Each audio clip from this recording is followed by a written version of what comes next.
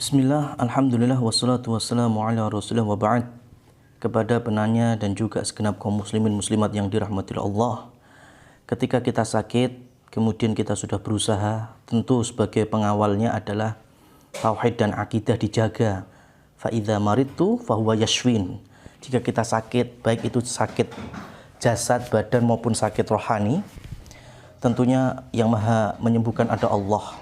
Kita berdoa kepada Allah sebagaimana yang diajarkan di dalam hadis yang ada di dalam Quran 30 juz seutuhnya, syifa wa rahmah, penyembuh dan juga rahmat yang datang dari Allah Subhanahu wa taala. Terkait dengan pertanyaan, saya sudah berobat ke medis, kemudian belum sembuh, pindah kemudian ke kiai dan ternyata ada indikasi sihir, santet dan keluar paku. Apakah ini termasuk kesyirikan? Maka kami jawab dengan minta perlindungan kepada Allah. Semoga ini jawaban yang mewakili dari pertanyaan-pertanyaan yang senada. Pertama, lihatlah bagaimana cara pengobatannya.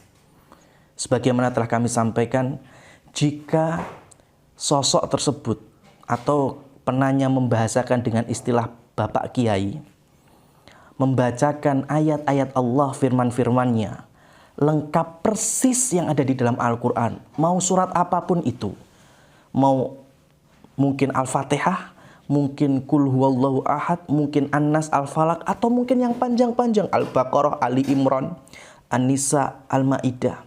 Kalau memang persis yang ada di dalam Al-Quran, maka ini sudah poin yang bagus untuk pertama. Artinya kalau Al-Quran dioplos dengan mantra-mantra, sudah selesai. Ini bukti oplosan dalam bentuk pengobatan syirik. Yang kedua, kalau nggak dengan Al-Quran, dengan hadis, jelas dibacanya.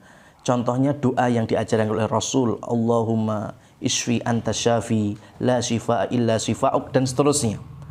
Tapi kalau ada mantra-mantra yang nggak jelas, doanya pakai bahasa Arab tapi dicampur dengan ewes-ewes, bahasa binatang, gemercik air, suara-suara kicauan burung dari mulutnya, maka ini patut menjadi perhatian yang selanjutnya. Kemudian ya, setelah itu tidak ada guna-guna yang lain.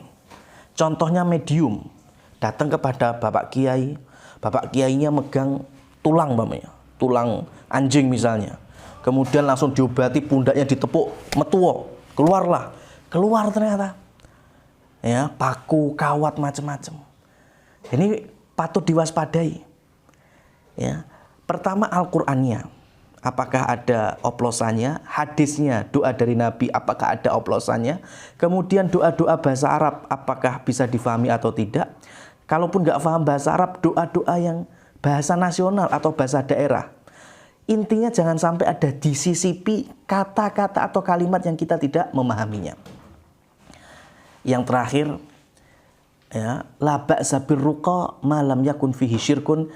Ya, boleh namanya meruqyah, boleh namanya mengobati secara syar'i selagi tidak ada unsur kesyirikan sebagaimana telah kami sampaikan. Tetapi yang jelas butuh kesabaran. Yang namanya sihir, santet, itu pengobatnya butuh kesabaran. Jadi kalau ada yang datang langsung, tadi contohnya langsung keluar, ternyata keluar benar. Bisa jadi itu santet ketemu sihir juga. Kiainya punya jin juga. Imam Ibnu Hajar di dalam Fathul Bari menerangkan ketika Rasul SAW disihir itu, salah satu yang beliau ambil riwayatnya 40 hari. Rasul itu meruqyah. Jibril juga datang mengajarkan ayat-ayat ruqyah. 40 hari, butuh kesabaran. Makanya kadang juga nggak bisa langsung sekali baca Quran sembuh, enggak. Ya, diuji dulu kesabaran kita, lebih dekat kepada Allah, lebih dekat dengan Al-Quran. Ya, jadi itu pakemnya. Kalau yang tidak ada dalam penjelasan kami, maka mohon hati-hati. Kemudian juga barangkali ada yang sifatnya memang sihir itu madfun, terpendam. Ada yang di luar, ada yang di dalam. Di luar itu artinya di halaman rumah, di bawah tanah. Di dalam itu di dalam badan. Ada yang mu'allak itu yang digantungkan biasanya di wubung rumah atau di atap-atap toko biar laris. Ada yang ditabur, biasanya ditabur di tempat-tempat orang yang sering lewat calon korbannya. Nah, kalau memang yang ada di tubuh itu biasanya memang lebih mudah daripada yang ada di luar, karena kita butuh mengetahui buholnya di mana. Media ya yang dijadikan perantara antara jin dengan dukun itu harus kita temukan terlebih dahulu. Dan ini di dalam syariat pun ada. Bayangkan ketika Efret siap menggotong istananya Balkis menuju Sulaiman. Jangankan cuma paku silet, panci wajan, istana aja bisa diangkat oleh bangsa jin. Maka jin-jin yang punya MOU dengan dukun tentunya sangat mampu dengan izin Allah. Mereka memindahkan barang mati, barang padat ya dari satu tempat ke tempat yang lainnya. Wallahu a'lam bishawab. Walhamdulillahirabbil alamin. Semoga memuaskan.